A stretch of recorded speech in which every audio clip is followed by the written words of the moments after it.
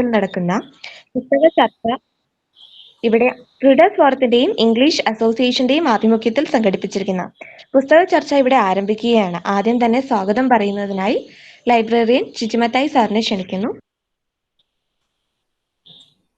ബഹുമാനപ്പെട്ട principal doctor T G Zacharia sir, English department head Saji teacher, IQAC coordinator Sindhu teacher,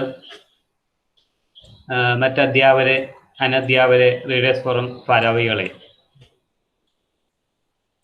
English അസോസിയേഷനും readers ഫെയറും സംയുക്തമായി നടത്തിവരുന്ന വായന പ്രോഗ്രാമാണല്ലോ ഇന്നിവിടെ നടക്കുന്നത്. ഇന്ന് ഇംഗ്ലീഷ് ഡിപ്പാർട്ട്മെന്റിലെ വിദ്യാർത്ഥിയായ ദേവിക ഷൈൻ പെരുമ്പടം ശ്രീധരന്റെ ഏറ്റവും ജനപ്രിയ നോവലായ ഒരു സങ്കീർത്തനം പോലെ എന്ന നോവൽ നമ്മളെ പരിചയപ്പെടുത്തുന്നു.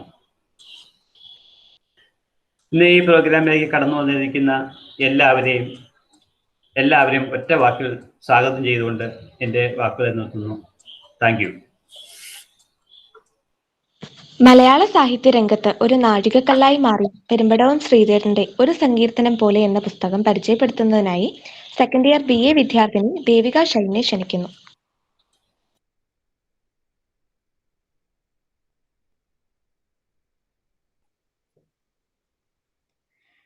നമസ്തേ. ഇന്ന് ഞാൻ നിങ്ങളെ പരിചയപ്പെടുത്താൻ പോകുന്നത് മലയാളത്തിന്റെ പ്രിയ എഴുത്തുകാരൻ ശ്രീ പെരുമ്പടവം ശ്രീധരന്റെ ഒരു സങ്കീർത്തനം പോലെ എന്ന പുസ്തകത്തെ കുറിച്ചിട്ടാണ്. പെരുമ്പടവം പബ്ലിക് ലൈബ്രറിയുടെ ആഭിമുഖ്യത്തിൽ നടന്ന പെരുമ്പടവം ശ്രീധരൻ സാറിനെ ആദരിക്കുന്ന ചടങ്ങിൽ വെച്ച് അദ്ദേഹം ഏറെ സ്നേഹത്തോടെ കയ്യൊപ്പോടുകൂടി എനിക്ക് സമ്മാനിച്ച ഒരു നോവൽ കൂടിയാണ് ഒരു സങ്കീർത്തനം പോലെ. മലയാളി വായനക്കാർക്ക് ഏറെ പരിചിതമായ ഒരു ബുക്ക് തന്നെയാണിത്. മലയാളത്തിൽ ഏറ്റവും അധികം വായിക്കപ്പെട്ട, ഏറ്റവും അധികം വിറ്റഴിക്കപ്പെട്ട പുസ്തകം. പെരുമ്പടവം ശ്രീധരന്റെ ഏറ്റവും മികച്ച സൃഷ്ടികളിലൊന്ന്. മലയാളത്തിലെ ഒരു ക്ലാസിക് നോവൽ എന്ന് തന്നെ നമുക്ക് ഈ നോവലിനെ വിശേഷിപ്പിക്കാവുന്നതാണ്. 1993 ഈ നോവൽ ആദ്യമായി പ്രസിദ്ധീകരിക്കുന്നത്. പിന്നീട് 96 വയലാർ അവാർഡ് ഉൾപ്പെടെ നിരവധി പുരസ്കാരങ്ങൾ ഈ പുസ്തകത്തിന് ലഭിക്കുകയുണ്ടായി. വിശ്വസാഹിത്യത്തിലെ കൊടുമുടിയായ റഷ്യൻ സാഹിത്യകാരനായ ദസ്തയേവ്സ്കിയുടെ കഥയാണ് ശ്രീ പെരുമ്പടവം ശ്രീധരൻ ഈ ബുക്കിലൂടെ നമ്മോട് പറയുന്നത്. സെന്റ് പീറ്റേഴ്സ്ബർഗ് മനസ്സിൽ സങ്കല്പിച്ചാണ് അദ്ദേഹം ഈ നോവൽ എഴുതിയത്. കുട്ടിക്കാലത്ത് ശ്രീ പെരുമ്പടവം ശ്രീധരൻ ധാരാളമായി റഷ്യൻ നോവലുകൾ വായിച്ചിരുന്നു. അതിൽ ദസ്തയേവ്സ്കിയുടെ സാഹിത്യത്തിനോട് വല്ലാത്തൊരു തരം ആകർഷണം അദ്ദേഹത്തിന് അന്നേ തോന്നിയിരുന്നു. അദ്ദേഹം ആദ്യമായി വായിച്ച ദസ്തയേവ്സ്കിയുടെ പുസ്തകം കുറ്റവും ശിക്ഷയുമാണ്. അത് വായിച്ച രാത്രി അദ്ദേഹത്തിന് ഉറങ്ങാൻ സാധിച്ചിരുന്നില്ല. അത്രയേറെ ഓരോ വായനയിലും ഇദ്ദേഹം ദസ്തയേവ്സ്കിയുമായി അടുക്കുകയായിരുന്നു. ഒരുതരം ഉന്മാദമാണ് ദസ്തയേവ്സ്കിയെ വായിക്കുമ്പോൾ അനുഭവപ്പെട്ടിരുന്നത് എന്ന് പെരുമ്പടവം ശ്രീധരൻ തന്നെ പറയുന്നുണ്ട്. അങ്ങനെ സുദീർഘമായ വായനയിലൂടെ, സുദീർഘമായ പഠനങ്ങളിലൂടെ ദസ്തയേവ്സ്കിയെ കേന്ദ്ര കഥാപാത്രമാക്കി ഒരു നോവൽ എഴുതാമെന്ന് അദ്ദേഹം തീരുമാനിക്കുകയായിരുന്നു. പെരുമ്പടവം ദസ്തയേവ്സ്കിയിൽ സന്നിവേശിപ്പിച്ച അനുഗ്രഹീതമായ ഒരു നിമിഷത്തിന്റെ പ്രേരണയാലാണ്, അതുകൊണ്ട് തന്നെയാണ് മലയാളത്തിന് എക്കാലവും അഭിമാനിക്കാവുന്ന ശ്രേഷ്ഠമായ മഹത്തരമായ ഒരു സൃഷ്ടി നമുക്ക് സമ്മാനിക്കുവാൻ ശ്രീ പെരുമ്പടവം ശ്രീധരന് സാധിച്ചത്. ഈ പുസ്തകം നമ്മോട് സംസാരിക്കുന്നത് ദസ്തയേവ്സ്കിയുടെ കഥയാണ്. ദസ്തയേവ്സ്കിയും അന്നയും തമ്മിലുള്ള പ്രണയത്തിന്റെ കഥയാണ്. ജീവിതം മുഴുവൻ വൈശ്യമേധകളും പീഡനങ്ങളും ഏറ്റുവാങ്ങിയ ഒരു മനുഷ്യന്റെ കഥ. ദസ്തയേവ്സ്കി ദ ഗാംബ്ലർ എന്ന നോവൽ എഴുതാനുണ്ടായ സാഹചര്യവും ആ എഴുത്തിന് പിന്നിലുണ്ടായ ജീവിതവുമാണ് ഈ പുസ്തകത്തിലൂടെ ശ്രീ പെരുമ്പടവം ശ്രീധരൻ നമ്മോട് പറയുന്നത്. ഹൃദയത്തിൽ ദൈവത്തിന്റെ കയ്യൊപ്പുള്ള എഴുത്തുകാരൻ എന്നാണ് ദസ്തയേവ്സ്കിയെ പെരുമ്പടവം ശ്രീധരൻ വിശേഷിപ്പിക്കുന്നത്. ഈ പുസ്തകത്തിലൂടെ നമ്മൾ സഞ്ചരിക്കുമ്പോൾ തികച്ചും അരക്ഷിതത്വം നിറഞ്ഞ ജീവിതത്തിലൂടെ സഞ്ചരിക്കുന്ന ദസ്തയേവ്സ്കിയെ നമുക്ക് കാണാൻ സാധിക്കും. ദരിദ്രനാണ്. അനാഥത്വവും അരാജകത്വവും നിറഞ്ഞ ജീവിതം. ജീവിക്കാൻ വേണ്ടി എഴുതുന്ന മനുഷ്യൻ. എഴുത്തെന്ന് പറയുന്നത് സ്വയം ബലി കൊടുക്കലാണെന്ന് പറയുന്ന മനുഷ്യൻ. ദസ്തയേവ്സ്കിയുടെ വ്യക്തി ജീവിതത്തെക്കുറിച്ച് പറയുകയാണെങ്കിൽ അദ്ദേഹം ചൂതുകളിക്കാരനായിരുന്നു, മദ്യപാനിയായിരുന്നു, അപസ്മാര രോഗിയായിരുന്നു. വേദനകളും വ്യഥകളും മാത്രമായിരുന്നു അദ്ദേഹത്തിന് ഉണ്ടായിരുന്നത്. അസന്തുഷ്ടകരമായ ഒരു ദാമ്പത്യത്തിൽ പിറവികൊണ്ട ഒരു മകനായിരുന്നു ദസ്തയേവ്സ്കി. അദ്ദേഹത്തിന്റെ അച്ഛനെ തോട്ടത്തിലെ തൊഴിലാളികൾ തല്ലിക്കൊല്ലുകയായിരുന്നു. ആ മരണപ്പെട്ട മൃതദേഹം കാണുമ്പോഴാണ് അദ്ദേഹത്തിന് ആദ്യമായിട്ട് അപസ്മാര രോഗം ഉണ്ടാവുന്നത്. ജീവിതം മുഴുവൻ വേദനകളായിരുന്നു, കഷ്ടപ്പാടുകളായിരുന്നു. ഈ നോവൽ എഴുതിക്കൊണ്ടിരുന്ന സമയത്ത് എന്തായിരുന്നു അനുഭവമെന്ന് പെരുമ്പടവം ശ്രീധരനോട് ചോദിച്ചപ്പോൾ അദ്ദേഹം പറഞ്ഞത്, തോരാതെ പെയ്തുകൊണ്ടിരുന്ന ഒരു പെരുമഴയിൽ എന്റെ മനസ്സിലെ പച്ചക്കാടുകൾ കത്തിക്കൊണ്ടിരുന്നു എന്നാണ്. തോരാതെ പെയ്തുകൊണ്ടിരുന്ന മഴയിൽ ഒരു പച്ചക്കാടുകൾ കത്തിക്കൊണ്ടിരുന്നപ്പോൾ അദ്ദേഹം എത്രമാത്രം ആത്മസംഘർഷം അനുഭവിച്ചിട്ടുണ്ടാകാം. ഇത് തന്നെയാണ് ഈ നോവൽ വായിച്ചുകൊണ്ടിരിക്കുന്ന ഓരോ വായനക്കാരന്റെ ഉള്ളിലും സംഭവിക്കുന്നത്. അതേ സംഘർഷങ്ങളിലൂടെയാണ് നമ്മൾ കടന്നു പോകുന്നത്. ദസ്തയേവ്സ്കി അനുഭവിക്കുന്ന വേദനകളിലൂടെയും വ്യഥകളിലൂടെയും സംഘർഷങ്ങളിലൂടെയും നമ്മളും കടന്നു പോകുന്നുണ്ട്. വല്ലാതെ നമ്മളെ ചേർത്ത് പിടിക്കുന്ന എന്തോ ഒരു മാസ്മരിക ശക്തിയുള്ള ഒരു മാന്ത്രിക നോവലാണ് ഒരു സങ്കീർത്തനം പോലെ എന്ന ഈ പുസ്തകം. സ്റ്റെല്ലോവസ്കി എന്ന് പറയുന്ന ഒരു പ്രസാധകന് വേണ്ടി ദസ്തയേവ്സ്കി കരാർ അടിസ്ഥാനത്തിൽ ഒരു നോവൽ പൂർത്തിയാക്കാൻ വേണ്ടി ഇരിക്കുകയാണ്. നവംബർ 1 മുൻപായിട്ട് ആ നോവൽ പൂർത്തിയാക്കി കൊടുക്കുകയും വേണം. അല്ല എങ്കിൽ ദസ്തയേവ്സ്കി ഇതുവരെ എഴുതിയ നോവലുകളും ഇനി 9 വർഷത്തേക്ക് അദ്ദേഹം എഴുതാൻ പോകുന്ന നോവലുകളും സ്റ്റെല്ലോവസ്കിയുടേതായി മാറും. തികച്ചും അപകടകരമായ ഒരു കരാറാണെന്ന് അറിഞ്ഞുകൊണ്ട് തന്നെ ദസ്തയേവ്സ്കി ആ നോവൽ പൂർത്തീകരിക്കാൻ വേണ്ടി ഇരിക്കുകയാണ്. അതിന് കാരണം എന്ന് പറയുന്നത് ഇദ്ദേഹം തികച്ചും ദരിദ്രപൂർണമായ ജീവിതാവസ്ഥ കൊണ്ട് ജീവിതാവസ്ഥ കൊണ്ട് മാത്രമാണ്. ഈ നോവലിന്റെ പല ഭാഗങ്ങളിലായിട്ട് ദസ്തയേവ്സ്കി ദൈവത്തോട് ചില ചോദ്യങ്ങൾ ചോദിക്കുന്നുണ്ട്. എനിക്കേറെ ഇഷ്ടപ്പെട്ട ഒരു ഭാഗമുണ്ട്. ഒരു രാത്രി ചൂതുകളി കഴിഞ്ഞ് വളരെ വൈകി വീട്ടിലേക്ക് മടങ്ങി വരികയാണ്. ഒറ്റയ്ക്ക് നടന്നു വരികയാണ്. നിലാവുള്ള ഒരു രാത്രിയാണ്. ആ രാത്രി ദൈവത്തോട് ദസ്തയേവ്സ്കി ചില ചോദ്യങ്ങൾ ചോദിക്കുന്നുണ്ട്. ഞാനിത് വായിക്കാം. ഓർത്തു നോക്കുമ്പോൾ എന്റെ കാര്യം മഹാകഷ്ടമാണ്. ദരിദ്രനും നിസ്സഹായനും പരാജിതനും ആർക്കും വേണ്ടാത്തവനുമായി ഞാൻ ഈ ജന്മം മുഴുവൻ കഴിയണമെന്നാണോ ദൈവം വിചാരിക്കുന്നത്? നിസ്സഹായനായ ഒരു മനുഷ്യൻ ജീവിതത്തിൽ ഇത്രയൊക്കെ സഹിക്കാൻ വേണ്ടി വരുന്നതിന്റെ യുക്തി എന്താണ്? എവിടെയും പരാജയപ്പെടുകയാണ് എന്റെ അനുഭവം. ഒടുവിൽ ഹൃദയത്തിന്റെ മുറിവുകൾ മാത്രം ബാക്കിയാകുന്നു. നമ്മളുടേത് മാത്രമായ ഒരാൾ ഇന്നേക്കാലം തോറ്റു പോവുകയുള്ളൂ എന്നാണോ? നന്മകൾ മാത്രമുള്ള ഒരാൾ എന്ന് ഞാൻ എന്നെപ്പറ്റി പറയുമ്പോൾ അതൊരു അതിര് കവിഞ്ഞ അവകാശവാദമാണെന്ന് അങ്ങ് കരുതുന്നുണ്ടോ? തിന്മ ചെയ്യാൻ മനുഷ്യനെ പ്രേരിപ്പിക്കുന്നത് ആരാണ്? തിന്മ ചെയ്യാൻ മനുഷ്യനെ നിർബന്ധിക്കുന്നത് എന്താണ്? ലോകം കുറെ കൂടി നന്നായി സൃഷ്ടിക്കാമായിരുന്നു എന്ന് സത്യത്തിൽ ഇപ്പോൾ അങ്ങേക്ക് തോന്നുന്നില്ലേ? മനുഷ്യന്റെ സൃഷ്ടിയുടെ കാര്യത്തിലെങ്കിലും ആ സംശയം ന്യായമാണെന്ന് ഞാൻ വിചാരിക്കുന്നു. മനുഷ്യൻ തിന്മ ചെയ്യുന്നുണ്ടെങ്കിൽ അതിന്റെ കാരണത്തിൽ നിന്നും ഉത്തരവാദിത്വത്തിൽ നിന്നും ഒഴിഞ്ഞു മാറാൻ അങ്ങേക്ക് കഴിയുമോ? മനുഷ്യനിൽ ആ ദൗർബല്യങ്ങൾ വെച്ചതാരാണ്?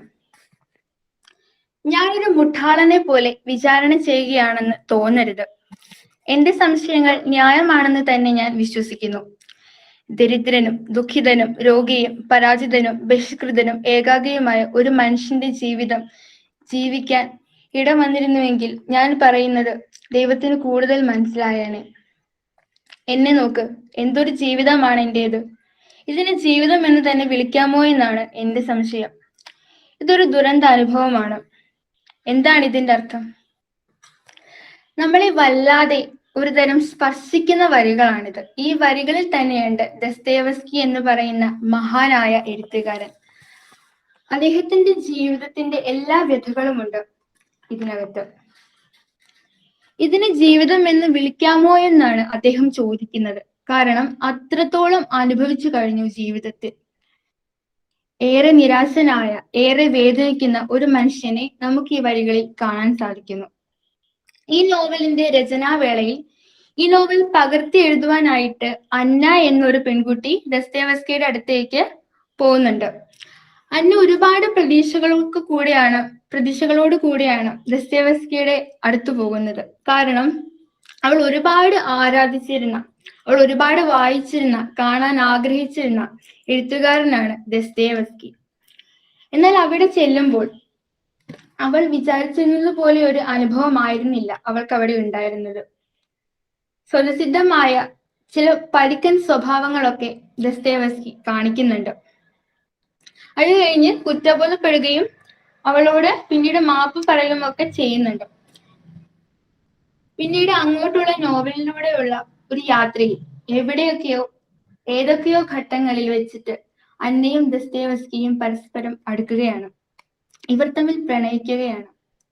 നിരുപാധികം ആയ ഒരു സ്നേഹം എന്ന് നമുക്ക് വേണമെങ്കിൽ പറയാം. വളരെ നിഷ്കളങ്കമായ ഒരു സ്നേഹമാണ് അവർക്കിടയിൽ ഉടലെടുക്കുന്നത്. അതില് ദസ്തേവസ്കി ആരോടും പറയാത്ത വേദനകളൊക്കെ അവളോട് പങ്കുവെക്കുന്നുണ്ട്. പലരും ഈ ബന്ധത്തെ വിസമ്മതിക്കുന്നുണ്ട്. പക്ഷെ അവരുടെ ആ സ്നേഹത്തിന് മുൻപിൽ അതൊന്നുമല്ലാതെ ആകുകയാണ്. അന്നയും ദസ്തേവസ്കിയും തമ്മിൽ 25 വയസ്സിന്റെ പ്രായവ്യത്യാസമുണ്ട്. പക്ഷെ സ്നേഹത്തിന് മുന്നിൽ പ്രായമൊന്നും ഒന്നു തന്നെയല്ല എന്നാണ് അവർ ഇവിടെ തെളിയിക്കുന്നത്. ഇതിനിടയിൽ പല ഘട്ടങ്ങളിലും ദസ്തേവസ്കി മദ്യപാനത്തിലേക്ക് പോകുന്നുണ്ട്, ചൂതുകളിയിലേക്ക് പോകുന്നുണ്ട്. പക്ഷെ അവിടെയെല്ലാം അന്നയെന്ന് പറയുന്ന കരുത്തുള്ള സ്ത്രീയുടെ സാന്നിധ്യം ദസ്തേവസ്കിയെ വീണ്ടും വീണ്ടും എഴുതുവാൻ പ്രേരിപ്പിക്കുകയാണ്. അന്നയുടെ സ്നേഹം ഒരു പുഴ പോലെയാണ്. നിർലോഭമായി സ്നേഹിക്കുകയാണ് ആ മനുഷ്യനെ. നമ്മൾ ഈ നോവൽ വായിക്കുന്ന സമയങ്ങളിൽ ദസ്തേവസ്കിയോടൊപ്പം തന്നെ നമുക്ക് അന്നയെയും നോക്കി കാണേണ്ടി വരും. അത്രയ്ക്ക് നമ്മളെ അത്ഭുതപ്പെടുത്തുന്നുണ്ട് ആ പെൺകുട്ടി, അവരുടെ സാമീപ്യം, അവരുടെ സ്നേഹം ഒക്കെ തന്നെ. അന്നയുടെ ആ സ്നേഹത്തിന്റെ ശക്തി കൊണ്ട് മാത്രമാണ് ദസ്തേവസ്കിക്ക് നോവൽ പൂർത്തീകരിക്കാൻ സാധിക്കുന്നത്. നോവൽ വായിച്ചു പോകുമ്പോൾ അതിന്റെ പല ഘട്ടങ്ങളിലും ദസ്തേവസ്കിക്ക് തന്നെ അത്ഭുതമാവുന്നുണ്ട് അന്നയുടെ സ്നേഹം. കാരണം അത് അദ്ദേഹം അർഹിക്കുന്നുണ്ട് എന്ന് പോലും ചിന്തിച്ചു പോവുകയാണ്. അദ്ദേഹത്തെ ആരും ഇന്നേ വരെ ഇതുപോലെ സ്നേഹിച്ചിട്ടില്ല. ഒരിടത്ത് അദ്ദേഹം തന്നെ പറയുന്നുണ്ട്, സ്നേഹം എന്ന് പറയുന്നത് പലപ്പോഴും എല്ലാ മുറിവുകളും സഹിച്ചുകൊണ്ടാണ്, എല്ലാ അപമാനങ്ങളും സഹിച്ചുകൊണ്ടാണ്, ഒരിക്കലും ഒന്നാകില്ല എന്ന് ഉറപ്പിന്മേൽ നിന്നുകൊണ്ടുള്ള സ്നേഹം ആണ് എന്ന് അദ്ദേഹം പറയുന്നുണ്ട് ഇവിടെ. അങ്ങനെയാണെങ്കിലും ദസ്തേവസ്കിയും അന്നയും തമ്മിൽ ഒരുമിക്കുന്നുണ്ട്. അങ്ങനെ നോവൽ മുൻപോട്ട് പോകുന്നു. ദസ്തേവസ്കിയും അന്നയും തമ്മിലുള്ള പ്രണയവും മുൻപോട്ട് പോകുന്നു. ആ യാത്രയിൽ ദസ്തേവസ്കി തന്റെ നോവൽ പൂർത്തീകരിക്കുകയാണ്. നവംബർ 1 മുൻപായിട്ട്, ഒരു ദിവസം മുൻപ് തന്നെ ദസ്തേവസ്കി ആ നോവൽ പൂർത്തീകരിക്കുന്നു. എത്രയും പെട്ടെന്ന് സ്റ്റെലോവസ്കിയെ ഏൽപ്പിക്കാനായിട്ട് രണ്ടുപേരും കൂടി പോവുകയാണ്. അന്നയും ദസ്തേവസ്കിയും കൂടി പോകുന്നു. ആദ്യം അവർ സ്റ്റെലോവസ്കിയുടെ ഓഫീസിൽ പോകുന്നു. അപ്പോഴേക്കും അവിടുന്ന് അദ്ദേഹം മടങ്ങിക്കളയുന്നു. കാരണം അദ്ദേഹത്തെ സംബന്ധിച്ചിടത്തോളം ദസ്തേവസ്കി ആ നോവൽ എഴുതി പൂർത്തിയാക്കരുത്, എങ്കിൽ മാത്രമേ ദസ്തേവസ്കി ഇതുവരെ എഴുതിയിട്ടുള്ള നോവലുകളും ഇനി 9 വർഷത്തേക്ക് അദ്ദേഹം എഴുതാൻ പോകുന്ന നോവലുകളും എല്ലാം തന്നെ സ്റ്റെലോവസ്കിയുടെ പക്കലാക്കാൻ സാധിക്കുകയുള്ളൂ. അതുകൊണ്ട് അദ്ദേഹം അവിടെ നിന്ന് മാറിക്കളയുകയാണ്. അങ്ങനെ സംഭവിക്കുമ്പോൾ അന്ന പറയുന്നു, നമുക്കിത് കോടതിയെ ഏൽപ്പിക്കാം. അങ്ങനെ കോടതിയെ ഏൽപ്പിക്കാമെന്ന് കരുതി അവർ രണ്ടുപേരും കൂടെ കോടതിയിലേക്ക് പോവുകയാണ്. കോടതിയിൽ ചെല്ലുമ്പോൾ കോടതി അടഞ്ഞു പോവുകയാണ്. സമയം കഴിഞ്ഞു പോവുകയാണ്. കോടതി സമയം കഴിയുന്നു. അവർക്ക് കോടതിയിൽ ചെല്ലുവാൻ സാധിക്കുന്നില്ല. അപ്പോൾ ഒരു ഗുമസ്തൻ പറയുന്നു, നിങ്ങളൊരു കാര്യം ചെയ്യുക, നിങ്ങളൊരു പോലീസ് സ്റ്റേഷനിൽ ഈ നോവല് ഏൽപ്പിക്കൂ. അങ്ങനെ ദസ്തേവസ്കിയും അന്നയും കൂടെ പോലീസ് സ്റ്റേഷനിൽ ചെല്ലുകയാണ്. അവിടെ ചെല്ലുമ്പോൾ ദസ്തേവസ്കി ആകെ തകർന്ന മനുഷ്യനായിട്ടാണ് നിൽക്കുന്നത്. ഇനിയൊരു ജീവിതം മുമ്പിലില്ല എന്നൊരവസ്ഥയിൽ. അപ്പോൾ അന്നയാണ് പോലീസുകാരന്റെ അടുത്ത് ചെല്ലുന്നത്. അപ്പോൾ പോലീസുകാരൻ അന്നയോട് ചോദിക്കുന്നു, ഈ നോവൽ ആരുടേതാണ്? ആദ്യത്തെ ചോദ്യമാണത്. അപ്പോൾ തന്നെ അന്ന പറയുന്നു, ഇത് ദസ്തേവസ്കിയുടെ നോവലാണ്. ദസ്തേവസ്കി പുറത്തു നിൽക്കുകയാണ്. അദ്ദേഹത്തെ ചൂണ്ടിക്കാട്ടി അന്ന പറയുന്നു. രണ്ടാമത്തെ ചോദ്യം പോലീസുകാർ ചോദിക്കുകയാണ്, ഈ ദസ്തേവസ്കി നിങ്ങളുടെ ആരാണ്? പെട്ടെന്നൊന്ന് പകച്ചു പോകുന്നുണ്ട് അന്നയുടെ. പക്ഷെ സധൈര്യം അവൾ പറയുന്നു, ഞാൻ അദ്ദേഹത്തിന്റെ ഭാര്യയാണ്. അങ്ങനെ പോലീസുകാരൻ കൊടുക്കുന്ന രസീതും കൈപ്പറ്റി അന്ന പുറത്തേക്ക് ഇറങ്ങി വരികയാണ്. ദസ്തേവസ്കി അന്നയെ കാത്തു നിൽക്കുന്നു. ആ നിമിഷം അദ്ദേഹം അന്നയെ നോക്കുന്ന ഒരു നോട്ടമുണ്ട്. ദൈവികമായ ഒരു നിമിഷം, ദൈവം സാക്ഷി നിൽക്കുന്ന ഒരു നിമിഷം. ഒരു വായനക്കാരനെ സംബന്ധിച്ചിടത്തോളം ഈ പുസ്തകം ഹൃദയത്തോട് ചേർത്ത് വയ്ക്കാൻ സാധിക്കുന്നതാണ്. ദസ്തേവസ്കി എന്ന എഴുത്തുകാരന്റെ മനസ്സ് എന്താണെന്ന് നമ്മളെ കൊണ്ട് അനുഭവിപ്പിക്കാൻ ശ്രീ പെരുവിടം ശ്രീധരൻ എന്ന എഴുത്തുകാരന് സാധിച്ചിട്ടുണ്ട്. ഒരു തവണ വായിച്ചാൽ വീണ്ടും വീണ്ടും വായിക്കാൻ പ്രേരിപ്പിക്കുന്ന ഒരു പുസ്തകം. പീഡിതമായ ഹൃദയത്തിന്റെ ഉരുൾപൊട്ടലുകളും ഭൂകമ്പങ്ങളും ഇടിമുഴക്കങ്ങളും മൗനങ്ങളും പുനഃസൃഷ്ടിച്ച് ജീവിതത്തിന്റെ ഇരുണ്ട യാഥാർത്ഥ്യങ്ങളുടെ ദിവ്യലാവണ്യം എന്തെന്ന് കാണിച്ചു തന്ന നോവലാണ് പെരുമ്പടവത്തിന്റെ ഒരു സങ്കീർത്തനം പോലെ. ഉത്കൃഷ്ടമായ കലാസൃഷ്ടി ഒരു വെളിപാടാണെന്ന് ഈ നോവൽ പിന്നെയും പിന്നെയും ഓർമ്മിപ്പിക്കുന്നു. നന്ദി. ഹൃദയത്തിന് മേൽ ദൈവത്തിന്റെ കയ്യൊപ്പുള്ള എഴുത്തുകാരന്റെ ഹൃദയത്തിലൂടെയുള്ള ഒരു യാത്രയാണ് സത്യത്തിൽ ഒരു സങ്കീർത്തനം പോലെ എന്ന പുസ്തകം. അത് വളരെ മനോഹരമായി തന്നെ ദേവിക അവതരിപ്പിച്ചു. ഇനി ഈ പുസ്തകത്തെക്കുറിച്ച് കൂടുതൽ ചർച്ച ചെയ്യുന്നതിനായി ഏവരെയും ക്ഷണിക്കുന്നു. ചർച്ച തുടങ്ങുന്നതിന് മുമ്പ് ദേവികയോട് ഞാൻ ഒരു കാര്യം ഒന്ന് പറഞ്ഞോട്ടെ. പോലീസ് സ്റ്റേഷനിൽ പോയി, കോടതി അടച്ചു പോലീസ് സ്റ്റേഷനിൽ പോയി, ആ ഒരു ഭാഗം ഞാനൊന്ന് മിസ് ചെയ്തു. ഒന്നും കൂടി ഒന്ന് പറയാമോ അത്? മിസ്സേ പറയാം. ആ ഒരു ഭാഗം മാത്രം പറഞ്ഞാൽ മതിയോ മിസ്സേ? ഭാഗം ബാക്കിയൊക്കെ എല്ലാം ഞാൻ കേട്ടു. എനിക്കിതൊന്നും മിസ്സായിപ്പോയി ഇടയ്ക്കുന്ന്. എൻ്റെ ഒരു ശ്രദ്ധ അങ്ങ് പോയി. ഓക്കെ, അവിടെ മുതല്, അതായത് കോടതി പൂട്ടി അത് കഴിഞ്ഞുള്ള ഭാഗം ഒന്നും കൂടെ പറയാം മിസ്സേ. ഇപ്പോ ഈ കോടതി അടഞ്ഞു പോവുകയാണ്. അത് കഴിഞ്ഞ് ഇവര് പോലീസ് സ്റ്റേഷനിലേക്ക് പോവുകയാണ്. പോലീസ് സ്റ്റേഷനിൽ ചെല്ലുമ്പോൾ പോലീസുകാരൻ ഒരുപാട് ചോദ്യങ്ങൾ ഇവരോട് ചോദിക്കുകയാണ്. അപ്പം ആദ്യത്തെ ചോദ്യം എന്ന് പറയുന്നത്, ദസ്തേവസ്കി ഇത് ആരുടെ നോവലാണെന്നാണ് ചോദിക്കുന്നത്. അപ്പം അന്ന പറയുകയാണ്, ഇത് ദസ്തേവസ്കിയുടെ നോവലാണ്. ദസ്തേവസ്കി പുറത്തു നിൽക്കുന്നെന്ന് പറഞ്ഞ അന്ന ചൂണ്ടിക്കാണിക്കുകയാണ്. രണ്ടാമത്തെ ചോദ്യം എന്ന് പറയുന്നത്, ഈ ദസ്തേവസ്കി നിങ്ങളുടെ ആരാണെന്നാണ്. അപ്പം സധൈര്യം തന്നെ അന്ന പറയുകയാണ്, ഞാൻ അദ്ദേഹത്തിന്റെ ഭാര്യയാണെന്ന് പറഞ്ഞ് പോലീസുകാരൻ തന്ന രസീതും കൈപ്പറ്റി അവർ പുറത്തേക്ക് ഇറങ്ങുകയാണ്.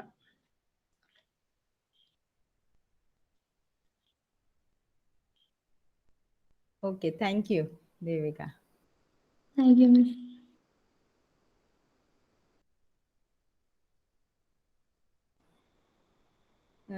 This is open for discussion. ഞാൻ അതിനു മുന്നേ ഒന്ന് പറയട്ടെ, ഇതുവരെ കേട്ട ബുക്ക് റിവ്യൂകളിൽ എല്ലാം വ്യത്യാസമായി ദേവിക വളരെ അണ്ടർസ്റ്റാൻഡിങ്ങോടുകൂടി ആ ബുക്ക് അവതരിപ്പിച്ചു. എസ്പെഷ്യലി ഡോസ്റ്റോവസ്കി എന്ന് പറയുന്ന ഒരു നോവലിസ്റ്റും ഈ പെരുമ്പടം ശ്രീധരൻ ഒരിക്കൽ നമ്മുടെ കോളേജിൽ വരികയുണ്ടായിട്ടുണ്ട്. അദ്ദേഹത്തിന് സംസാരിക്കുന്നത് ഞാൻ കേട്ടിട്ടുണ്ട്. ഈ നോവലിനെ കുറിച്ചും പിന്നെ അദ്ദേഹം റെഫർ ചെയ്ത, അന്ന് അദ്ദേഹം സംസാരിച്ചപ്പോൾ റെഫർ ചെയ്ത ഒരു നോവല് ബ്രദേഴ്സ് കാരമസോവ് ആയിരുന്നു. ബ്രദേഴ്സ് കാരമസോവിലെ ക്യാരക്ടേഴ്സ്, അതിൻ്റെ പല ക്യാരക്ടേഴ്സിനെ ഇദ്ദേഹം ഈ ബ്രദേഴ്സ് കാരമസോവിലെ പല ക്യാരക്ടേഴ്സിൻ്റെ പല സ്വഭാവങ്ങൾ ഈ പറയുന്ന ഡോസ്റ്റോവസ്കിയെ കുറിച്ച് പെരുമ്പടം ശ്രീധരൻ എഴുതിയ ഈ നോവലില് ഡോസ്റ്റോവസ്കി ആയിട്ട് വളരെയധികം സാമ്യങ്ങളുള്ള കുറെ ക്യാരക്ടേഴ്സ് ഉണ്ട്. അപ്പോൾ ഇതിൽ ആക്ച്വലി ബ്രദേഴ്സ് കാരമസോവിന് എഴുതണേന് മുന്നേ ഓഥർ ഒരു പ്രിഫേസ് എഴുതുന്നുണ്ട്. ആ പ്രിഫേസിൽ ഓഥർ ഇങ്ങനെ കുറച്ച് കാര്യങ്ങൾ. He chooses A hero.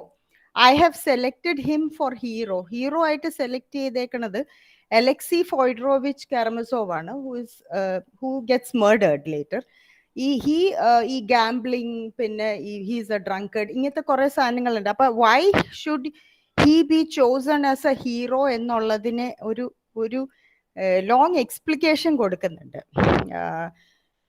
എന്ന് വെച്ച് കഴിഞ്ഞാൽ അതിൽ 3-4 ചോദ്യങ്ങൾ ചോദിക്കുന്നതിൽ ഓഥർ വളരെ പോയിന്റഡ് ആയിട്ട് one question is this is what would go through the mind of reader. Why should I as a reader expend my time in the study of the facts and events of a life of a person like this who എന്താ hero എന്ന് പറയുമ്പോ ഈ Alexei Fyodorovich കാരമസോവ് ഒരു തരത്തിലും hero ആണെന്ന് നമുക്ക് novel വായിച്ചാൽ തോന്നില്ലെന്ന് മാത്രവുമല്ല, ഹീസ് എന്താ പറയാ, ശരിക്കും ഒരു റാസ്കൽ എന്ന് നമുക്ക് പറയാവുന്ന ഒരു ക്യാരക്ടറും കൂടിയാണ്. പക്ഷെ ഈ ക്യാരക്ടറുമായിട്ട് ചുറ്റിപ്പറ്റി നടക്കുന്ന ഈ story, it is A story in ഒരു 5 books എന്ന് പറയുന്ന 1000-ഓളം പേജ് ലെങ്ത് ഉള്ള ഈ ബുക്കില് you see every aspect of life in it. And in that sense അതാണ് റീഡറിനെ സംബന്ധിച്ചിടത്തോളം വളരെ റിവാർഡിങ് ആവുന്ന ആ ബുക്ക് എന്നുള്ളത് ഇപ്പം പറയുന്നില്ല എങ്കിലും let us get down to business എന്ന് പറഞ്ഞ് പ്രൊഫസ് അവസാനിപ്പിച്ച് വെച്ച് ബുക്ക് തുടങ്ങി. It takes some time for you to get hooked to the book, but then once you get hooked to the book you start reading it because it is a എന്താ പറയാ, ഇതുപോലെ ദേവിക ഇപ്പൊ പറഞ്ഞ പോലെ ഞാൻ ഈ ബുക്ക് വായിച്ചിട്ടില്ല, പെരുമ്പടവം ശ്രീധരന്റെ ഈ ബുക്ക് ഞാൻ വായിച്ചിട്ടില്ല. പക്ഷെ അദ്ദേഹം അതിനെക്കുറിച്ച് പറയുമ്പോൾ വളരെ ഇമോഷണൽ ആയിട്ട് പറഞ്ഞ കുറച്ച് ക്യാരക്ടേഴ്സിന്റെ, അലൂഷോ കാരമസോവിനെ കുറിച്ച്, the youngest son of Alexei Fyodorovich Karamazov നെ കുറിച്ച് പെരുമ്പടവം ശ്രീധരൻ റെഫർ ചെയ്തത് ഒക്കെ ഞാൻ ഓർക്കുന്നുണ്ട്. അപ്പൊ ഞാൻ ജസ്റ്റ് ഈ ഒരു കോണ്ടെക്സ്റ്റിൽ ആ ഒരു കമന്റ് ഒന്ന് ജസ്റ്റ് പറഞ്ഞു എന്നേ ഉള്ളൂ. But you were excellent. ഞാൻ ഇതുവരെ ഇവിടെ കേട്ട ബുക്ക് റിവ്യൂകളിൽ ദേവിക പറഞ്ഞത് എനിക്ക് വളരെ റിമാർക്കബിൾ ആയിട്ട് തോന്നി. One of the best. Devika, thank you. That was rewarding listening to you. Thank you.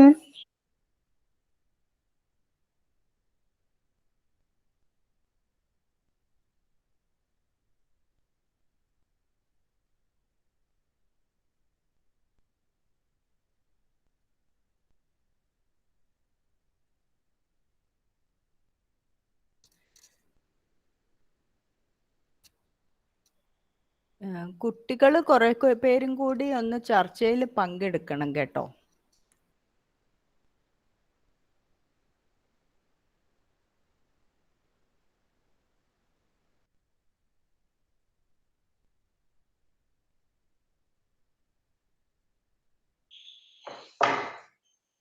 Devika,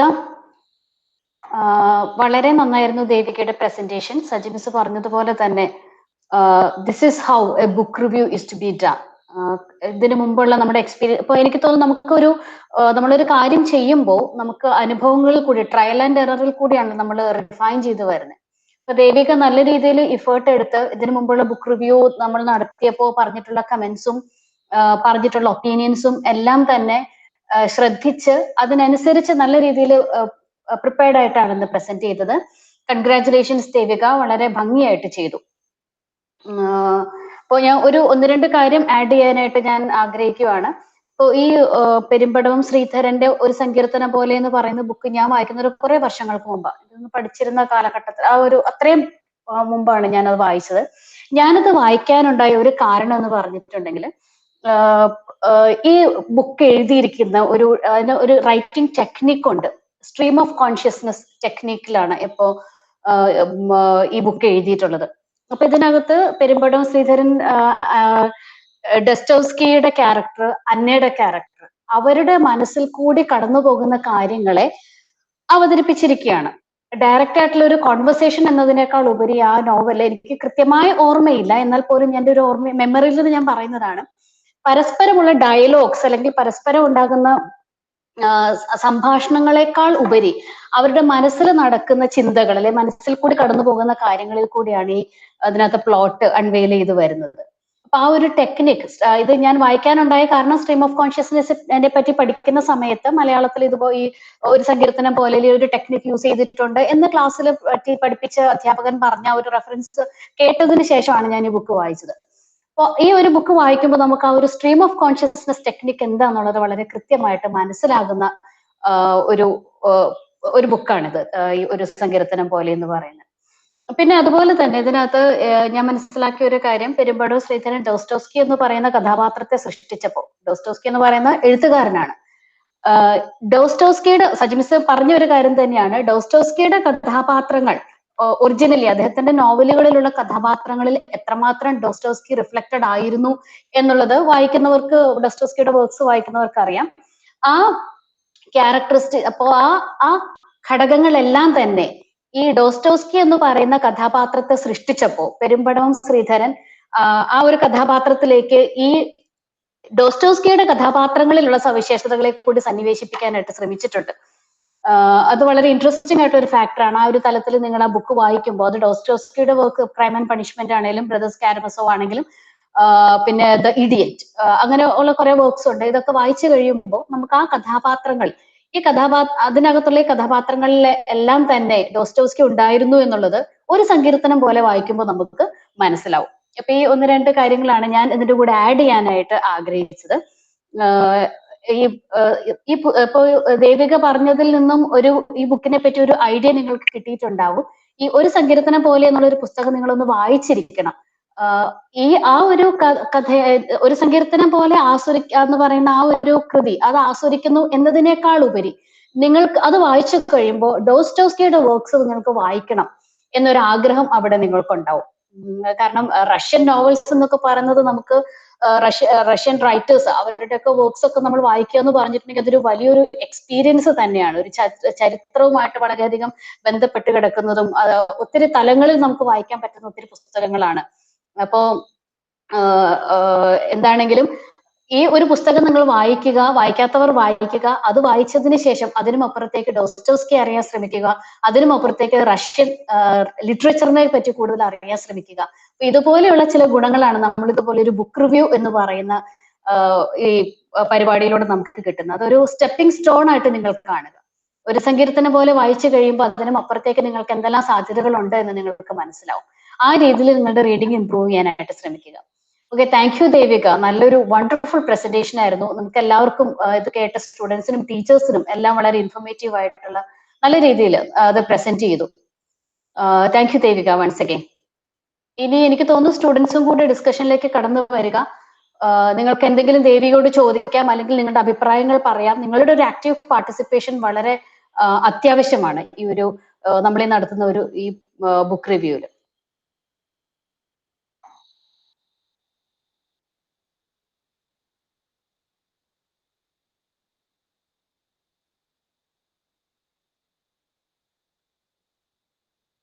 actually Devika പറഞ്ഞ ദേവികയുടെ ബുക്ക് റിവ്യൂവില് മിസ്സിംഗ് ആയിട്ടുള്ള ഒരൊറ്റ കാര്യം അതിന്റെ നാരറ്റീവ് ടെക്നീക്കാണ്. ആ നാരറ്റീവ് ടെക്നിക്കൽ ആസ്പെക്ട് എനിക്ക് അറിയില്ലായിരുന്നു. ഇത് സ്ട്രീം ഓഫ് കോൺഷ്യസ്നെസ് ഒരു ടെക്നിക്ക് യൂസ് ചെയ്തേക്കണം നോവലാന്ന് എനിക്ക് അറിയില്ല.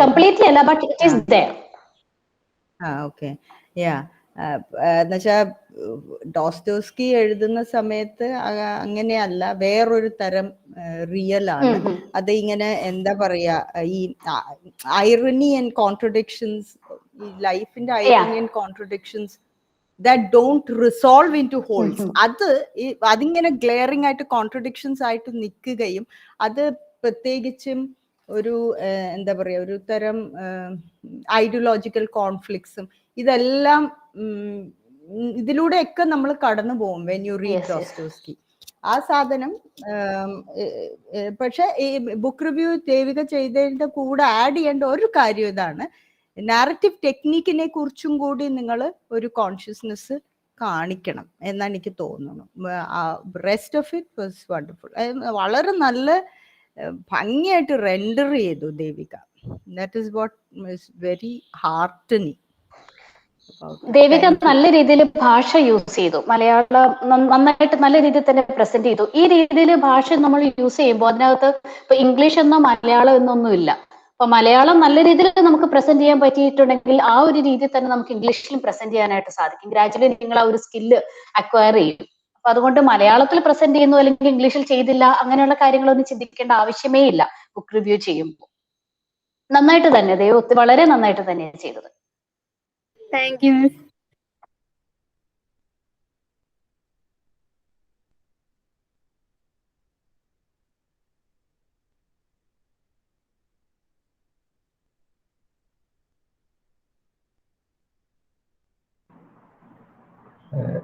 ദേവിക എക്സലന്റ് ആയിരുന്നു. എന്ന് വെച്ചാൽ എനിക്കിത് എക്സലന്റ് ആയിട്ട് തോന്നാനുള്ളൊരു കാര്യം എന്ന് പറഞ്ഞാൽ എന്താണ് ഇപ്പൊ മറ്റ് കൾച്ചറൽ ഫോംസിൽ നിന്ന് ലിറ്ററേച്ചറിനുള്ള അഡ്വാൻറ്റേജ് എന്താണെന്ന് എന്നോട് ചോദിച്ചാൽ ഞാൻ പറയും, ലിറ്ററേച്ചർ നമ്മൾ സീരിയസ് ആയിട്ട് ലിറ്ററേച്ചറിനെ സമീപിക്കുകയാണെങ്കിൽ അതിപ്പം ഭാഷയുടെ ടെക്നിക്കുകളോ സീക്രട്സിലോട്ടൊക്കെ നമുക്കൊരു പ്രിവിലേജ്ഡ് ആക്സസ് തരുന്നുണ്ട് എന്നൊക്കെ വേണമെങ്കിൽ വാദിക്കാവുന്നതാണ്. പക്ഷെ അതിനപ്പുറം ലിറ്ററേച്ചർ നമ്മൾ സീരിയസ് ആയിട്ട് സമീപിക്കുകയാണെങ്കിൽ സാമൂഹിക ബന്ധങ്ങൾക്കകത്തുള്ള അധികാര ബന്ധങ്ങളെ നമ്മൾ വിമർശനാത്മകമായി കാണാൻ നിർബന്ധിതരാകുന്നുള്ളതാണ്. അതാണ് ലിറ്ററേച്ചറിന്റെ ഒരു പ്രസക്തി. പലപ്പോഴും ലിറ്ററേച്ചർ പഠിക്കുന്നവരും പഠിപ്പിക്കുന്നവരും ലിറ്ററേച്ചർ അങ്ങനെയല്ല ചെയ്യാറുള്ളത് എന്നുള്ളത് സത്യമാണെങ്കിൽ പോലും അതാണ് ലിറ്ററേച്ചറിന്റെ ഒരു പ്രിവിലേജ്.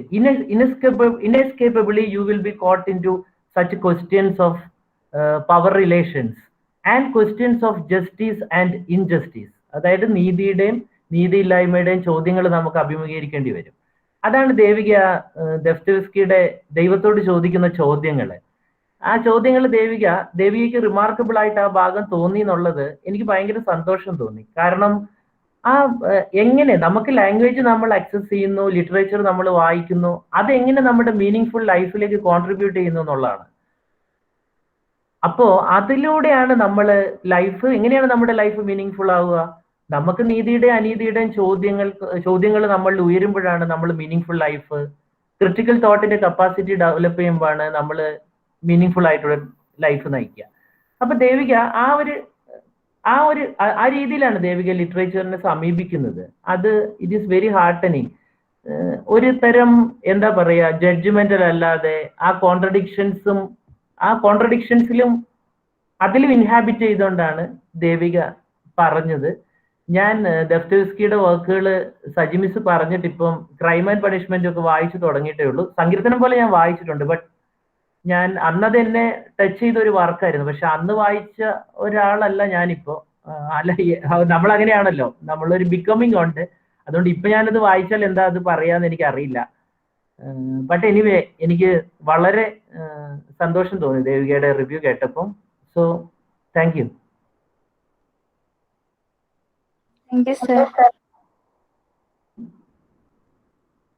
ഈ ദേവിക വായിച്ച ആ ഭാഗം ഉണ്ടല്ലോ, സങ്കീർത്തനം പോലെ എന്നുള്ളതിൽ, അത് ആക്ച്വലി ഈ conversation is something almost all works ദസ്തയേവ്സ്കിയുടെ ക്രൈം ആൻഡ് പണിഷ്മെന്റിലും ബ്രദേഴ്സ് കാരമസോവിലും ഒക്കെ പിന്നെ ഇഡിയറ്റ്, ഞാൻ ദസ്തയേവ്സ്കിയുടെ വായിച്ചേക്കുന്ന വേറെ ഒരു പിന്നെ ഉള്ളത് അന്ന കാരനീന, ഇതിലും എല്ലാത്തിലും ഈ തരം കോൺവെർസേഷൻസ് ഈ പറയുന്ന what you call that ഈ ഒരു പവർ ഒരു പ്ലേ കാണുന്ന, അതും പ്രിവിലേജ്ഡ് അല്ലാത്ത ഒരു പോയിന്റിൽ നിന്നുകൊണ്ട് ഇതിനെ കാണുന്ന ഇങ്ങനത്തെ വളരെ എന്താ ലൈഫിൽ ബീറ്റിംഗ് കിട്ടി നിൽക്കുന്ന ആൾക്കാർ ഈ കാണുന്ന സാധനത്തിന്റെ conversation, you see that inevitably in Dostoevsky. That is what makes him an excellent writer also. And it is remarkable Devika that അതാണ് വായിക്കുന്ന ഒരാളുടെ സെൻസിബിലിറ്റി എന്താണെന്ന് നമുക്ക് മനസ്സിലാവും. That it you found it remarkable, you thought it should be quoted. That is remarkable also about what you did. എനിക്കും അത് കേട്ടപ്പോൾ വളരെ സ്ട്രൈക്ക് ചെയ്തൊരു ഭാഗമാണ്. Because you see this in almost all. നിങ്ങൾ ഇനി ഡോസ്റ്റോസ്കി വായിക്കുകയാണെന്നുണ്ടെങ്കിലും നിങ്ങൾക്കത് കാണാൻ പറ്റും, ഈ തരം കോൺവെർസേഷൻസ്. ദീസ് ആർ ദ ഡോസ്റ്റോസ്കിയിൽ നിങ്ങളെ ഹുക്ക് ചെയ്യാൻ പോകുന്ന ഇങ്ങനത്തെ സാധനങ്ങൾ. ആൻഡ് ഓൾസോ ഡോസ്റ്റോസ്കിയിലെ പ്രൊട്ടാഗണിസ്റ്റ് എല്ലാം തന്നെ യു വുഡ് ഫൈൻഡ് ഈ ഡോസ്റ്റോസ്കി ഹീറോ എന്ന് പറയുന്ന എല്ലാം വളരെ അൺഹീറോയിക് എന്ന് പറഞ്ഞാൽ നമ്മൾ റെഗുലർലി ഹീറോയിക് എന്ന ഒരു നോർമലിനെ എപ്പോഴും ഏത് ഘട്ടത്തിലും ബ്രീച്ച് ചെയ്തുകൊണ്ടേ ഇരിക്കുന്ന ഒരു തരം ക്യാരക്ടേഴ്സ് ആണ് ഡോസ്റ്റോസ്കിയുടെ എല്ലാ പ്രൊട്ടാഗണിസ്റ്റും, ഇൻക്ലൂഡിംഗ് ദിസ് ബ്രദേഴ്സ് കാരമസോവിലെ ഈ protagonist who gets killed, whom he actually in his preface calls him his hero.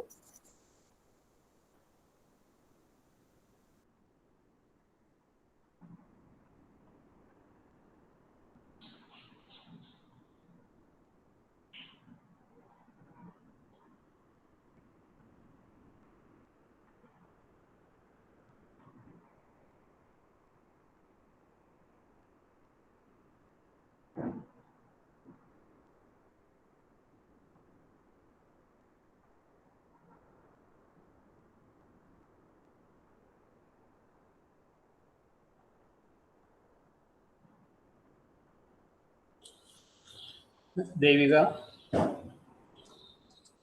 Sir. ദേവികയുടെ വീട് ശരിക്കും പെരുമ്പടവത്തല്ലേ? അതെ സർ, പെരുമ്പടവത്താണ്. അപ്പൊ ശ്രീധരൻ സാറ് ശരിക്കും അയൽക്കാരനാണ്. അതെ സർ, മാത്രമല്ല എനിക്ക് ഗിഫ്റ്റ് ആയിട്ട് തന്നതായി ടെക്സ്റ്റ് സാറ് തന്നെ തന്നതാണ് ശ്രീധരൻ സാർ. അപ്പൊ സാറിനെ പറ്റി ഒന്ന് രണ്ട് കാര്യങ്ങൾ ഞാൻ പറഞ്ഞോട്ടെ. ഇദ്ദേഹം സാഹിത്യരചന തുടങ്ങിയത് കവിതയിലാണ്. കവിതയിൽ തുടങ്ങിയിട്ട് പിന്നീട് കഥകൾ എഴുതി, പിന്നെ നോവലിലേക്ക് വന്നു. ഒത്തിരി നോവലുകൾ എഴുതി, നമുക്കറിയാം. ഒത്തിരി അവാർഡുകളും കിട്ടുകയുണ്ടായി. പ്രത്യേകിച്ച് നമ്മൾ ഇന്ന് പരിചയപ്പെടുത്തിയ പുസ്തകത്തിന് ഒരു സങ്കീർത്തനം പോലെ അതിന് ഒത്തിരി അവാർഡുകൾ, കേരള സാഹിത്യ വയലാർ പുരസ്കാരം, അതുപോലെ മഹാകവി ജി സ്മാരക പുരസ്കാരം, കേരള സംസ്ഥാന ചലച്ചിത്ര പുരസ്കാരം. അത് ഇദ്ദേഹം 12ഓളം സിനിമകൾക്ക് തിരക്കഥ രചിച്ചിട്ടുണ്ട്. അപ്പൊ അതുകൊണ്ട് ഫിലിം ഫെയർ പുരസ്കാരം, പിന്നെ അതുകൊണ്ട് വള്ളത്തോൾ പുരസ്കാരം, VT ഭട്ടതിരിപ്പാട് സ്മാരക സാഹിത്യ പുരസ്കാരം, ഇങ്ങനെ ഒത്തിരി പുരസ്കാരങ്ങൾ ലഭിച്ചിട്ടുണ്ട്. പിന്നെ ഇദ്ദേഹം സാഹിത്യ അക്കാദമി പ്രസിഡന്റ് ആയിരുന്നു. പിന്നെ ദേവിക കഴിഞ്ഞ വർഷം ഒരു കോമ്പറ്റീഷന്, കോളേജിൽ നടത്തിയ ഒരു കോമ്പറ്റീഷന് പങ്കെടുത്തിരുന്നല്ലോ അല്ലേ ദേവിക? ഹലോ, കഴിഞ്ഞ വർഷം ഒരു കോമ്പറ്റീഷന് പങ്കെടുത്തിരുന്നില്ലേ? പങ്കെടുത്തിരുന്നു സർ. ഞാൻ ഓർക്കുന്നു. അപ്പൊ ദേവിക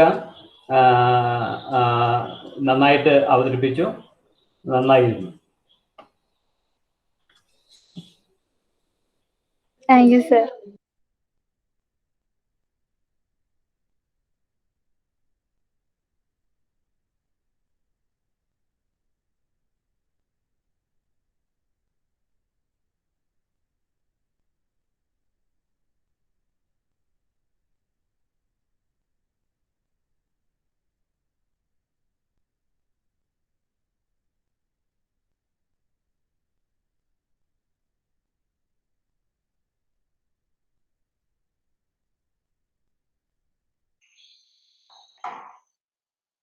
വേറെ ആർക്കും ഡിസ്കസ് ചെയ്യാനൊന്നും ഒന്നും ടോപ്പിക് അല്ലെങ്കിൽ എന്തെങ്കിലും സംസാരിക്കാനുണ്ടെങ്കിൽ പറയാൻ കേട്ടോ. സ്റ്റുഡൻസ് കുറച്ചുകൂടി ഇൻവോൾവ് ആവുക, അതാണ് നമുക്കൊരു ബുക്ക് റിവ്യൂ എന്നൊക്കെ പറയുമ്പോൾ ചർച്ചയാണ് അതിനകത്ത് ഏറ്റവും ഇമ്പോർട്ടന്റ് ആയിട്ടുള്ള ഒരു പാർട്ട് എന്ന് പറയുന്നത്.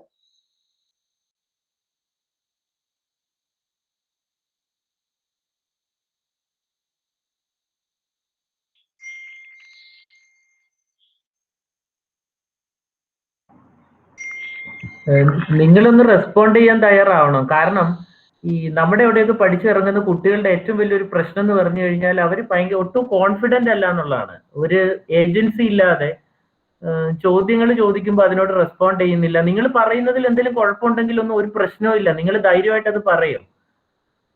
ഒരു കാര്യം പറയാൻ വേണ്ടിയിട്ട് ഒന്ന് ചിന്തിക്കാൻ മെനക്കെട്.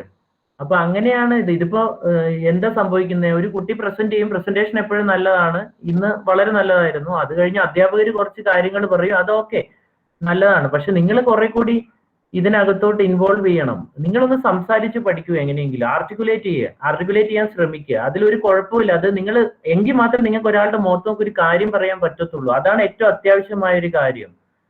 എന്നിട്ട് നിങ്ങൾ പറയുന്ന തെറ്റായിക്കോട്ടെ ശരിയായിക്കോട്ടെ അതൊരു പ്രശ്നമല്ല. ഈ ശരി തെറ്റൊന്നും ഒരു സാധനം ഇല്ല അതിനകത്ത്. അപ്പൊ നിങ്ങൾ ധൈര്യമായിട്ടൊന്ന് ആർട്ടിക്കുലേറ്റ് ചെയ്യുക. നിങ്ങൾക്കത് ഹെൽപ്പ് ചെയ്യും.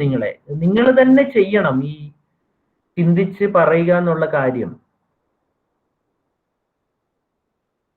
പല അനുഭവങ്ങളിൽ നിന്നാണ് ഞാൻ ഇതൊക്കെ പറയുന്നത്. എന്ന് വെച്ചാൽ ഈ പല മാർക്ക് മേടിച്ച കുട്ടികളൊക്കെ ആണെങ്കിലും വളരെ ഒരു തരത്തിലും അവര് ചിന്തിക്കുന്നുമില്ല, അതിനെക്കുറിച്ചൊന്നും പറയുന്നുമില്ല. അതുകൊണ്ട് നിങ്ങൾ എങ്ങനെ ഒന്ന് സ്വന്തമായിട്ടൊരു ഇത് ഡെവലപ്പ് ചെയ്ത് അങ്ങനെ എന്തെങ്കിലും ചെയ്യണം. അതർവൈസ് പാസീവ് ലിസണേഴ്സ് ആയിട്ട് കാര്യമില്ല. ഇത് നിങ്ങളുടെ സ്ഥലമാണ്.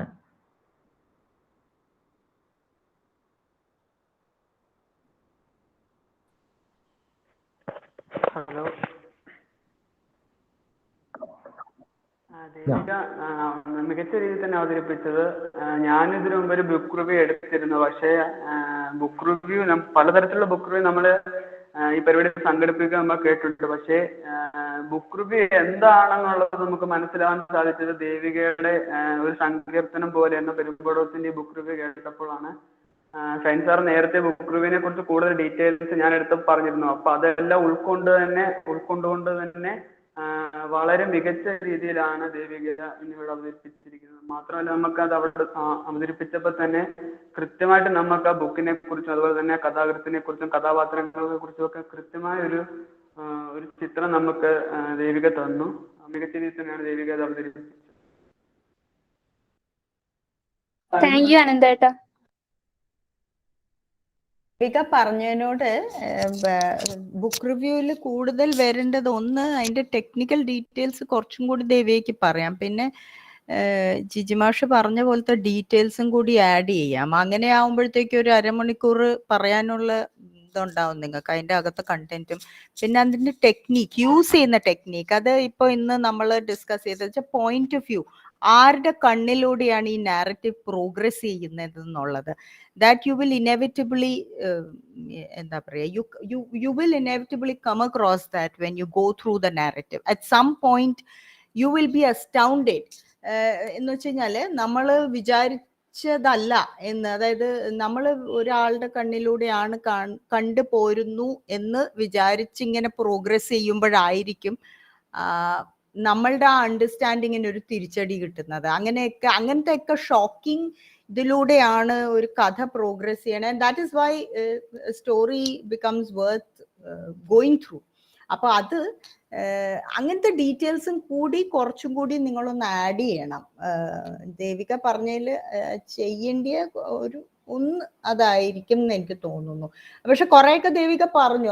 ദാറ്റ് ഈസ് വൈ കോട്ട് ചെയ്യുമ്പോ ഒക്കെ അതിൽ ഈ കോട്ട് ഈ തരം സാധനങ്ങൾ ദോസ്തോവ്സ്കിയിൽ എപ്പോഴും കാണുന്നതാണ്. പക്ഷെ ഇത് എന്ന് വെച്ചാൽ അത് നമ്മൾ എടുത്ത് പറയുകയും കൂടെ വേണം കേട്ടോ. ഞാൻ എപ്പോഴും പറയാറില്ല, അത് വേറെ കാര്യം. പക്ഷെ നിങ്ങൾ ഒരു ബുക്ക് റിവ്യൂ ചെയ്യുമ്പോഴത്തേക്കും നിങ്ങൾ സ്ട്രെസ് ചെയ്യേണ്ട കാര്യങ്ങൾ എടുത്ത് പറയണം. അതാണ് ബുക്ക് റിവ്യൂവിൽ ദേവിക ചെയ്തതിൽ ഒന്ന് രണ്ട് എന്താ പറയാ കാര്യങ്ങളും കൂടെ ചെയ്യാമായിരുന്നു എന്നുള്ള ഒരു സാധനം മാത്രം ഞാൻ പറയുകയാണ്. പിന്നെ ഈ പറഞ്ഞ പോലെ കുട്ടികള്, എനിക്ക് തോന്നുന്നത് കുട്ടികൾ ഇതിലോട്ട് പാർട്ടിസിപ്പേറ്റ് ചെയ്യാത്തതിന്റെ ഒരു കാരണം എന്താകും എന്ന് എനിക്ക് തോന്നുന്നത്. That is more disturbing. I don't know if they are listening. അവർ വളരെ കൃത്യമായിട്ട് ഇത് ലിസൺ ചെയ്തിട്ടുണ്ടെന്നുണ്ടെങ്കിൽ, കേൾക്കുന്നത് വളരെ റിസെപ്റ്റീവായിട്ട് ഇരുന്ന് ഓപ്പൺ ആയിട്ട് കേട്ടിട്ടുണ്ടെങ്കിൽ അതിനോട് എങ്ങനെയെങ്കിലും പ്രതികരിക്കും. പിള്ളേർ പക്ഷെ അങ്ങനെ ചെയ്യുന്നില്ല എന്നാണ് എനിക്ക് തോന്നുന്നത്. അല്ലെങ്കിൽ ഇത്രയും കംപ്ലീറ്റ്ലി ബ്ലാങ്ക് ആയിരിക്കില്ല പിള്ളേരുടെ സൈഡിൽ നിന്നുള്ള വോയിസസ് എന്നാണ് എനിക്ക് എൻ്റെ ഒരു അതും കൂടിയാണ് നമുക്ക് ഭയങ്കര ബുദ്ധിമുട്ടുണ്ടാക്കുന്നത്. ക്ലാസ് എടുക്കുമ്പോഴൊക്കെ ഉള്ളൊരു ബുദ്ധിമുട്ടാണ്. പിള്ളേരുടെ ഒച്ചയെ കേൾക്കില്ല. യു കീപ് യുനോ നമ്മുടെ സൗണ്ട് തന്നെ റെവബറേറ്റ് ചെയ്ത് നമ്മൾ കേട്ട് കേട്ട് കേട്ട് ബോറടിച്ച് ക്ലാസ് അങ്ങനെയായി മാറും. ഇതും അപ്പൊ ബുക്ക് റിവ്യൂ അല്ലെങ്കിൽ എന്തെങ്കിലും ഒരു ചർച്ചയ്ക്കൊക്കെ എന്ന് പറഞ്ഞു കഴിഞ്ഞാൽ കുട്ടികൾ ഇത് കേൾക്കുകയും അതിലോട്ട് പാർട്ടിസിപ്പേറ്റ് ചെയ്യാനായിട്ട് ചിന്തിക്കുകയും ചെയ്തു കഴിഞ്ഞാൽ അവർക്ക് എന്തെങ്കിലുമൊക്കെ ഒന്ന് അവർക്കതില് അവരതിനകത്ത് ഉണ്ടാവും ആ സ്പേസിൽ. ഇതങ്ങനെയല്ല, കേട്ടു എന്നുള്ളത് മാത്രം. അത് കേൾക്കുക എന്ന് പറഞ്ഞു കഴിഞ്ഞാൽ വളരെ ആക്റ്റീവായിട്ട് കേൾക്കണം, വളരെ ശ്രദ്ധാപൂർവം കേൾക്കണം ഒരു സാധനം. ദേവിക, സാധാരണ ഒരു ബുക്ക് റിവ്യൂ ഒക്കെ കേൾക്കുമ്പോൾ അതിനകത്ത് ആ പുസ്തകത്തിന്റെ എല്ലാ അർത്ഥതലങ്ങളെക്കുറിച്ചും ചർച്ച ചെയ്താൽ പോലും ആ പുസ്തകം നമുക്ക് വായിക്കുമ്പോൾ കിട്ടുന്ന ഒരു അനുഭൂതിയുണ്ട്, അത് കിട്ടാറില്ല. പക്ഷേ ദേവിക എന്ന് പ്രസന്റ് ചെയ്ത ആ ഒരു രീതി, അത് സത്യത്തിൽ ഈ ഒരു സങ്കീർത്തനം പോലെ എന്ന് പറഞ്ഞ പുസ്തകം ഞാൻ വായിച്ചപ്പോൾ എൻ്റെ മനസ്സിലേക്ക് കടന്നുപോയ ആ കാര്യങ്ങളൊക്കെ വീണ്ടും എനിക്ക് ഓർമ്മ കിട്ടി. അതിനെ സഹായിച്ചു. അതിന് കാരണം എന്ന് പറയുന്നത് ദേവിക ഉപയോഗിച്ച ആ ഒരു ഭാഷ, അത് നല്ല ഗുണമേന്മയുള്ള നല്ലൊരു ഭാഷയായിരുന്നു ദേവിക ഉപയോഗിച്ച ആ ഒരു അവതരിപ്പിച്ച രീതി. 5ലോ 6ലോ UP-യിൽ വെച്ച് പഠിച്ചപ്പോഴാണ് ആദ്യമായിട്ട് മലയാളത്തിൽ പഠിക്കാനുണ്ടായിരുന്നു ഒരു സങ്കീർത്തനം പോലെ എന്ന് പറയുന്ന പുസ്തകം. അങ്ങനെയാണ് അന്ന് ആ ഒരു പുസ്തകത്തെക്കുറിച്ച് ആദ്യമായിട്ട് അറിയുന്നത്. പിന്നീട് അത് വായിക്കണം തോന്നി ലൈബ്രറിയിൽ പോയി തപ്പിപ്പിടിച്ച് കണ്ടുപിടിച്ചെടുത്തതാണ് സത്യത്തിൽ. ഇത് വായിച്ചു കഴിഞ്ഞപ്പോൾ അതിനകത്തെ ചില വരികൾ വളരെ ഇൻട്രസ്റ്റിംഗ് ആയിരുന്നു. ഇപ്പോൾ പറഞ്ഞതുപോലെ ദേവിക പറഞ്ഞതുപോലെ തന്നെ ആ ഒരു ദൈവത്തോടുള്ള ഒരു സംസാരം, അതുപോലെ സെന്റ് പീറ്റേഴ്സ്ബർഗ് ഒരു പ്രപഞ്ചമായി വികസിച്ചു എന്ന് പറയുന്ന ഒരു വരി, അതെനിക്ക് വളരെ ഇഷ്ടമുള്ള ഒരു വരിയാണ്. പിന്നെ ഈ ഒരിക്കലൊരു സംഭാഷണമുണ്ട്, അന്നയും ദസ്തയേവ്സ്കിയും തമ്മിലുള്ള ഒരു സംഭാഷണം. ഈ വർക്ക് പെട്ടെന്ന് കംപ്ലീറ്റ് ചെയ്ത് കൊടുത്തുകൂടെ എന്നുള്ള രീതിയിൽ അന്ന സംസാരിക്കുമ്പോൾ ദസ്തയേവ്സ്കി പറയുന്ന ഒരു മറുപടി, ഞാനത് വേഗം പൂർത്തിയാക്കി കഴിഞ്ഞാൽ അന്ന എന്നെ വിട്ടു പോകില്ലേ എന്ന് പറയുന്ന ഒരു മറുപടി ഉണ്ട്. അതൊക്കെ വളരെ ഹൃദയസ്പർശിയാണ്. ആ ഒരു ഓർമ്മകളൊക്കെ സത്യത്തിൽ എനിക്കിന്ന് കിട്ടി. ഞാനത് വായിച്ചപ്പോൾ എനിക്ക് അന്ന് എത്രമാത്രം ഞാൻ ആ പുസ്തകത്തെ അത് വായിച്ചിട്ട് എനിക്ക് കിട്ടിയ ആ ഒരു ഫീല് അതെനിക്കിന്ന് തിരിച്ചു കിട്ടി. വീണ്ടും അതെനിക്കൊന്ന് ഓർമ്മിച്ചെടുക്കാൻ ഒരു ഹെൽപ്പായിരുന്നു ദേവിക എന്ന് അവതരിപ്പിച്ച ആ ഒരു രീതി. വളരെ നന്നായിരുന്നു അത്. Thank you Sandra. Devika, I am really sorry. ഞാൻ പറഞ്ഞിട്ടുണ്ടായിരുന്നല്ലോ, എനിക്ക് കറക്റ്റ് ടൈമിൽ കയറാനായിട്ട് പറ്റിയില്ല. അതുകൊണ്ട് പ്രസന്റേഷൻ കേട്ടില്ല. പക്ഷെ ചർച്ച പകുതി ആയപ്പോഴേക്കും എനിക്ക് കയറാൻ പറ്റി. ശരിക്കും നമ്മുടെ ടീച്ചേഴ്സിന്റെ ഒക്കെ വേർഡ്സ് കേട്ടപ്പോൾ നന്നായിട്ട് മനസ്സിലായി എത്രത്തോളം എക്സലന്റ് ആയിരുന്നു ദേവികയുടെ പ്രസന്റേഷൻ. ഒരുപാട് സന്തോഷമുണ്ട്. ഞാൻ എന്തായാലും റെക്കോർഡ് സെഷൻ കേൾക്കുന്നതായിരിക്കും.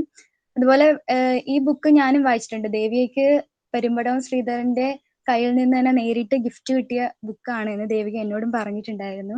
അപ്പൊ അതൊരു വലിയ ഭാഗ്യമാണ്. അതുപോലെ ഞാൻ ചെറുതിലെ സ്കൂളിൽ പഠിക്കുന്ന ടൈമിൽ ഒരു സാഹിത്യ ക്യാമ്പ് അറ്റൻഡ് ചെയ്തപ്പോൾ എനിക്ക് കിട്ടിയ ഒരു ഗിഫ്റ്റ് ആയിരുന്നു ഇതേ സെയിം പുസ്തകം. അങ്ങനെ ഞാൻ ആ ടൈമിൽ വായിച്ചിട്ടുണ്ടായിരുന്നു. ശരിക്കും ഞാൻ കുറെ കൂടി ലിറ്ററേച്ചറിൽ ആത്മകഥകളെ സമീപിക്കാനായിട്ട് അതാകുമ്പോൾ കുറച്ചുകൂടി റിയലിസ്റ്റിക് ആയിരിക്കുമല്ലോ എന്ന് തോന്നിയിട്ട് ഫിക്ഷനോട് കുറച്ച് ഇതായിരുന്നു. പക്ഷേ നോവൽസിനോട് ഒരുപാട് ഇൻട്രസ്റ്റ് തോന്നാൻ കാരണം, പിന്നീട് നോവൽസ് ഇഷ്ടം പോലെ വായിക്കാനായിട്ട് ഇഷ്ടപ്പെടാൻ കാരണമുള്ള ആദ്യത്തെ നോവലാണ് ഈ ഒരു സങ്കീർത്തനം പോലെ. ശരിക്കും എന്തായാലും ഞാൻ ഈ സെക്ഷൻ കേൾക്കുന്നതായിരിക്കും. എന്നിട്ട് ഞാൻ ദേവികയോട് അഭിപ്രായം പറയാം. ഓക്കെ, എന്തായാലും ടീച്ചേഴ്സിന്റെ അഭിപ്രായത്തിൽ ഞാൻ എനിക്ക് മനസ്സ് നിറഞ്ഞു. അത്രത്തോളം ബ്രില്യന്റ് ആയിരുന്നു നിന്റെ പ്രസന്റേഷൻ എന്ന് മനസ്സിലായി. അപ്പോൾ നിന്റെ എഫേർട്ടിന് ഒരുപാട് അപ്രീസിയേഷൻ. ഓക്കെ, താങ്ക്സ് ചേച്ചി.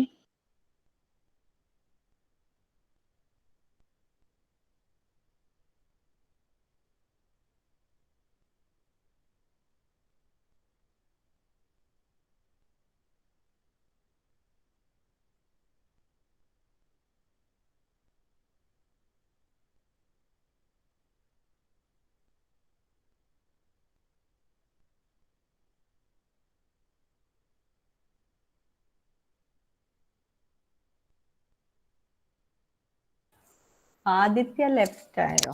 ആദിത്യ കാണുന്നില്ലല്ലോ പാർട്ടിസിപ്പൻസിലെ.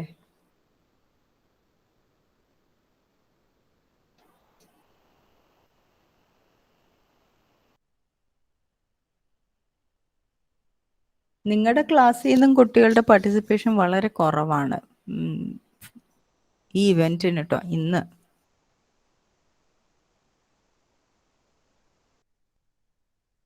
പുസ്തക ചർച്ച ഇവിടെ അവസാനിച്ചു എന്ന് കരുതുന്നു. നന്ദി പറയുന്നതിനായി BA ഇംഗ്ലീഷ് ഭാഗം മേധാവി ഡോക്ടർ സജി മിസ്സിനെ ക്ഷണിച്ചുകൊള്ളുന്നു. Okay.